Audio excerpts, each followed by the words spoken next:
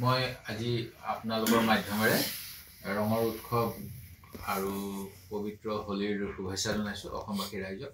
এটা শান্তি সম্প্ৰীতিৰ উৎসৱ হয় আৰু সকলোৰে সুখ হওক আনন্দ হওক।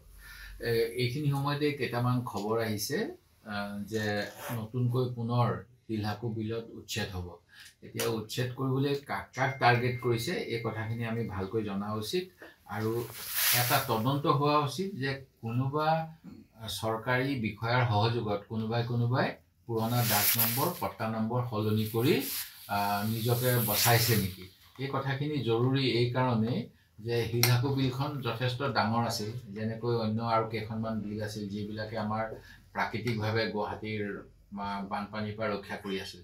কিন্তু চৰকাৰী এচাম বিষয়াই অৰ্থৰ লোভত বহুত ডাক নম্বৰ পট্টা নম্বৰ সলাইছে, ট্ৰেছ মেপ সলনি কৰিছে আৰু এনেকুৱা কৰি পেলাই এইখিনি ধনিক শ্ৰেণীক প্ৰটেকশ্যন দিছে, এপাৰ্টমেণ্ট হৈছে আৰু দুখীয়া মানুহে যিবিলাকে বহু বছৰ ধৰি বসবাস কৰি আছিল তেওঁলোকক উচ্ছেদৰ বলি কৰিলে আৰু প্ৰতিশ্ৰুতি দিছিল মুখ্যমন্ত্ৰীয়ে এটা সময়ত যে কোনো মানুহক উচ্ছেদ কৰা নহয়। এইবিলাক নিৰ্বাচনী প্ৰতিশ্ৰুতি আছিল। তাৰ পৰৱৰ্তী সময়ত কি হ'ল দেখিলে। এতিয়া জিঞ্জাৰ হোটেলখন যেতিয়া হৈছিল কিছুমান কাম কেবিনেটৰ ডিচিশ্যন হয়, সেই সময়ত কিজানি টাটা কোম্পানীক ফুচুলাইছিল কিজানি। মই এনেকৈ ক'বলৈ বাধ্য হৈছোঁ যে তেওঁলোককনো এনেকুৱা মাটি কিয় দিলে। ক'তো বদনাম নহয়, টাটা কোম্পানীৰ ৰেপুটেশ্যন থাকে, কিন্তু বদনামী কাম গুৱাহাটীত হৈছে বহুত কাম।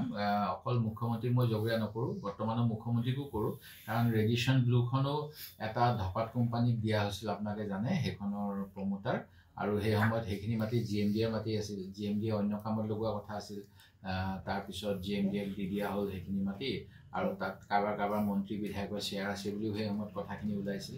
এইবিলাক পুৰণি কথা আমি পাহৰি যাওঁ, কিন্তু যেতিয়া আমাৰ থলুৱা মানুহক উচ্ছেদ কৰিব বিচাৰে চৰকাৰী ভূমিত থকাৰ কাৰণে, তেতিয়া বাহিৰা কিছু ধনী মানুহক কেনেকৈ চৰকাৰী আইন ভংগ কৰি সহায় কৰিছিল এই কথাবিলাক ক'বলৈ মন যায়।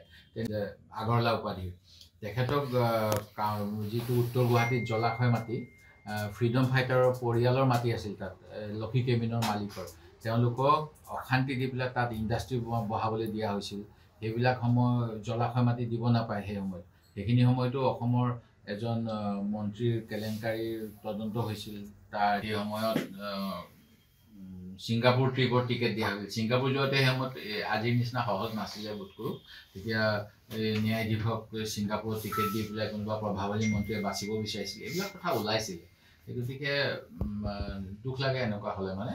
আৰু এতিয়াও বহুত মানুহ আছে যিবিলাকে বসুন্ধৰাৰ নামত যিমান পাব্লিচিটি আপোনালোকে দি আছে, মানে অকল অমিত শ্বাহ আহিলে কিমান কোটি টকাৰ হোৰ্ডিং দি দিয়ে, তেনেকৈ যিবিলাক মিছন বসুন্ধৰা মোৰ সমষ্টিত দ্বিতীয়টোত ৬,০০০ৰ ভিতৰত মাত্ৰ বোধ কৰোঁ ৮০০,০০০ মানুহে পাইছিল। ৪,৫০০ ৫,০০০ সেই সময়ত তাৰ পৰা বঞ্চিত হ'ল, তেওঁলোকৰ ৰিজেকশ্যন হ'ল।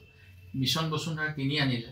যিসকলে মিছন বসুন্ধৰা ২ত নোৱাৰিলে নিজৰ ভূমিৰ অধিকাৰ সাব্যস্ত কৰিবলৈ, তেখেতসকলৰ বাবে সংশোধন আহিব লাগিছিল, কিন্তু তেওঁলোকে কোনো সংশোধন নানিলে। সেই গতিকে মোৰ সমষ্টিৰ বহুত ৰাইজ হতাশ হৈ সেই ৪,৫০০ৰ ভিতৰত নিয়মমতে এইবাৰ আৰু বাঢ়িব লাগিছিল, কাৰণ কোনোবা নতুনকৈ বিয়া বাৰু হৈছে, কোনোবাই পৰিয়ালৰ পৰা আঁতৰি আহিছে, এনেকুৱা ধৰণৰ কথা থাকে। কিন্তু এইবাৰ মই দেখা পাইছোঁ ১৫০০ এপ্লিকেণ্ট হৈছে। সেই গতিকে এইবিলাক ইলেকশ্যনৰ সময়ত এইটো দিলোঁ সেইটো দিলোঁ কৈ চৰকাৰী ধনৰো অপচয় আৰু প্ৰকৃততে কাম হৈছে নাই মুখ্যমন্ত্ৰীয়ে ভালকৈ পৰ্যালোচনা কৰিব লাগে। চৰকাৰী বিষয়াৰ কথামতে বিপথে পৰিচালিত হ'ব নালাগে আৰু আমাৰ অসমীয়া মানুহক দুৰ্গতি কৰিব নালাগে। কথাবিলাক চৰকাৰী বিষয়া কিছুমানে কিজানি ৰেকৰ্ড ইফাল সিফাল কৰিছে। এনেকুৱা হৈছে সোণাপুৰত আপোনাৰ আমি গম পাওঁ মালৈবাৰী বুলি এটা অঞ্চল আছে, তাৰ যিবিলাক ডাক নম্বৰ পট্টা নম্বৰ সেইবিলাক আনি পেলাই যোৰাবাটৰ ওচৰত লগাই দিছে বিষয়াবিলাক, আৰু সেইকাৰণে এটা সময়ত তাৰ চাৰ্কুল অফিচাৰ মণ্ডলত ট্ৰেন্সফাৰ আদিও হৈছিলে।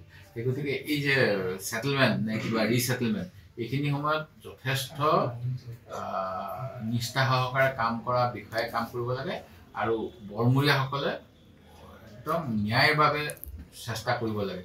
অসম সেৱা সমিতি আপোনালোকে গম পায়, মোক আপোনালোকৰ কেইজনমানে প্ৰশ্ন সুধিছিল কেইদিনমান পূৰ্বে।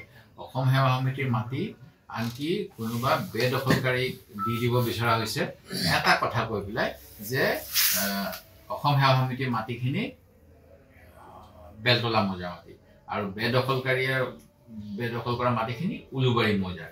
কিন্তু এই কথাটো নকয় যে এটা সময়ত উলুবাৰী মৌজাৰ সৃষ্টি হোৱা নাছিল উলুবাৰী মৌজাৰ সৃষ্টি হোৱাৰ আগতে গোটেইবিলাক মাটি বেলতলাত আছিল আৰু পৰৱৰ্তী সময়ত নতুন ৰেকৰ্ড অনুসৰি বেলতলাৰ এখিনি মাটি উলুবাৰীলৈ গুচি গ'ল এতিয়া যেহেতু অসম সেৱা সমিতিয়ে 56 চনত পাইছিল সেই গতিকে তেওঁলোকৰ নিশ্চিতভাৱে বেলতলা বুলি লিখা থাকিব মৌজাটো উলুবাৰী জন্ম হোৱা নাছিল পৰৱৰ্তী সময়ত যেতিয়া ৰেকৰ্ড ট্ৰান্সফাৰ কৰিলে উলুবাৰীলৈ গ'ল এতিয়া যিজন চক্ৰ বিষয়া তেখেতে এনেকুৱা ধৰণৰ ৰায় দি দিছে গোটেই তথ্য নোচোৱাকৈ যেন দুইখিনি বেলেগ বেলেগ আৰু এনেকুৱা কৰি মাটিৰ বেদখলকাৰীক উৎসাহ জনাইছে যদিও তৰুণ গগৈ ডাঙৰীয়াই আসাম লেণ্ড গ্ৰেবিং মানে গুণ্ডাৰ বিৰুদ্ধে এখন আইন আনিছিল যেনেকৈ মহাৰাষ্ট্ৰত থাকে আৰু একেবাৰে জ্ঞাত নহয় আৰু যোৱা কেইদিন আমি বিধানসভাৰ কামত ব্যস্ত আছোঁ দলীয় কাম কাজ ইমানকৈ সম্ভেদ ল'বলৈ সময় পোৱা নাই সঁচা কথা যিকোনো খবৰৰ বাবে যোগাযোগ কৰক 7099017330 লগতে